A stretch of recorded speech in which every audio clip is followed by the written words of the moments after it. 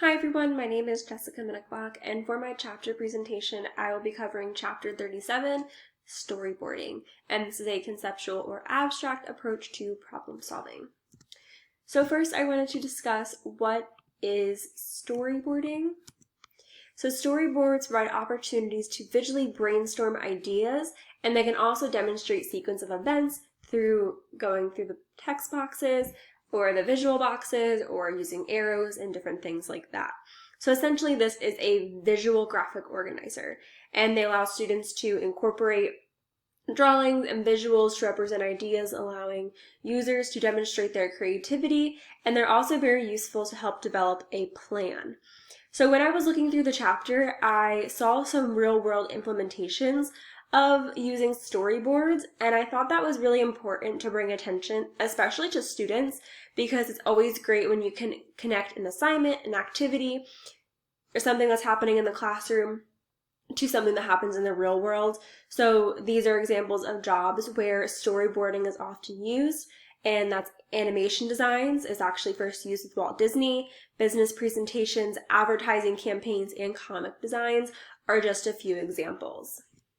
So for implementing storyboarding in the classroom, I really like this resource because it can be used with almost any subject and almost any age level. So I said you can use it for writing and brainstorming, recalling events in a text, or summarizing. Math, it can be used for explaining processes and word problems, science experiments, and STEM projects. And I wanted to highlight with STEM projects, I think it's really helpful to help students plan out a step-by-step process, especially for my students. I am a third grade teacher.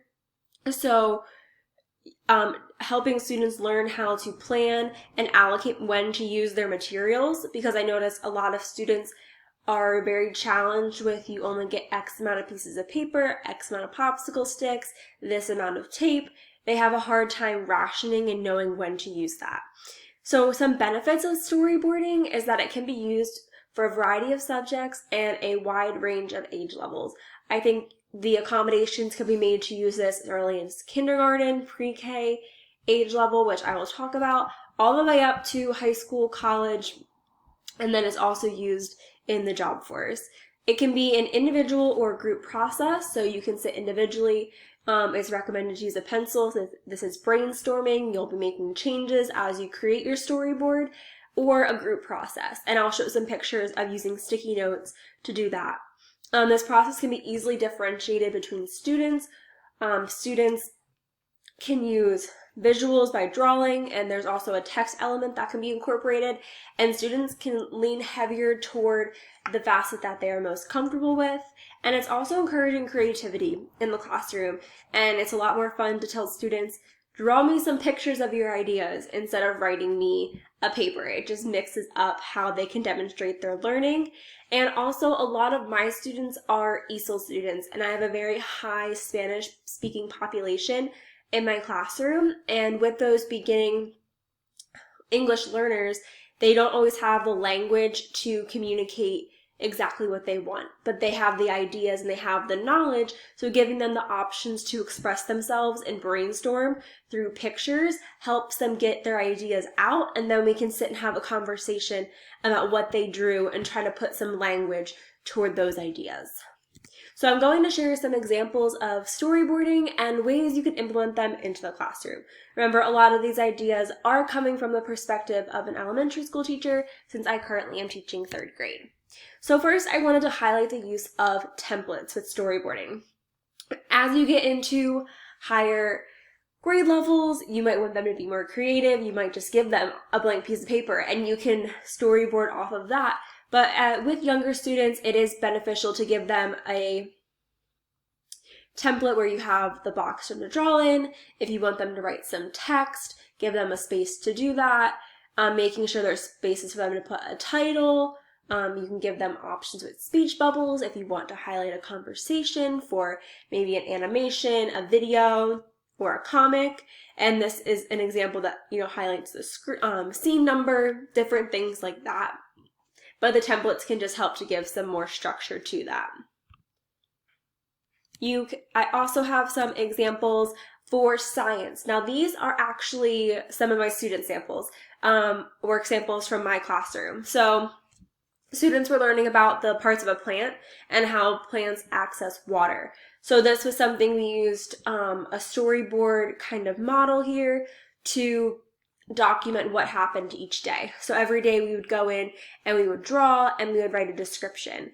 And it was a wide variety between my students of students that felt heavier on drawing and students that felt heavier on the writing. But it was really great for those students who were lacking the language capabilities to fully describe when they could draw a picture, they could draw arrows. And you notice some of my students, were starting to use labels, and their drawings and plans were more descriptive.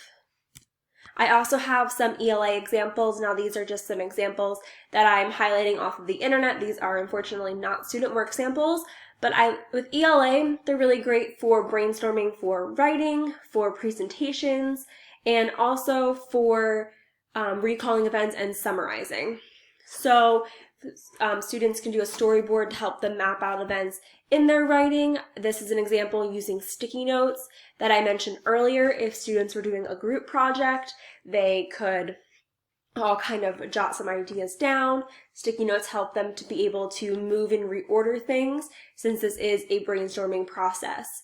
And students can also highlight events from a story. Now this is an example that I've seen